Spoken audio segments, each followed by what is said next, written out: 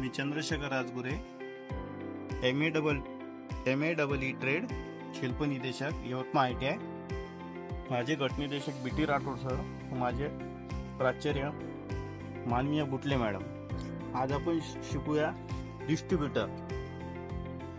हे इंजिनच्या हेडच्या बाजूला आणि इग्निशन कॉइलच्या बाजूला डिस्ट्रीब्युटर फिट केलेला असतो. आता आपण हा काढून याच्या आंतरिक रचना व याचे कार्य बघूया. आता आपण डिस्ट्रीब्युटर बाहेर काढलेला आहे. आता याचे पार्टचे नाव बघूया.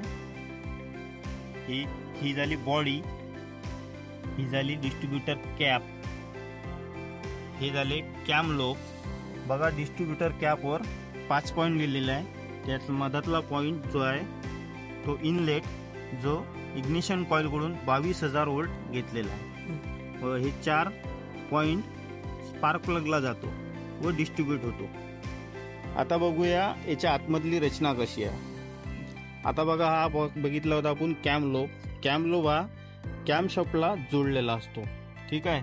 जसा जसा हा फिरेल, हा बघा इथे उंच ओटा दिलेला आहे. जसा जसा हा फिरेल तसे जसा कॉन्टॅक्ट ब्रेकर ओपन होईल व थोड्या वेळाने क्लोज होईल.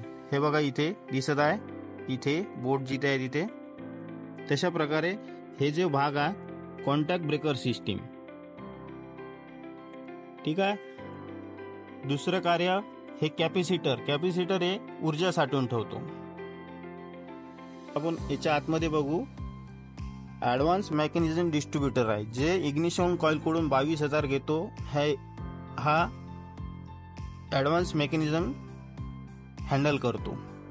शाफ्टच्या वरच्या बाजूला कनेक्टर जोडलेला आहे. जसा जसा हा फिरेल हे 4 पॉईंट लिहिलेला आहे. तशा प्रकारे हे इथे टच होईल व अशा प्रकारे हा डिस्ट्रीब्युटर कार्य करेल. अशा प्रकारे डिस्ट्रीब्युटर इग्निशन कॉइलकडून 22,000 व्होल्ट घेऊन अनुक्रमे फायरिंगनुसार स्पार्क प्लगला व्होल्टेज देते.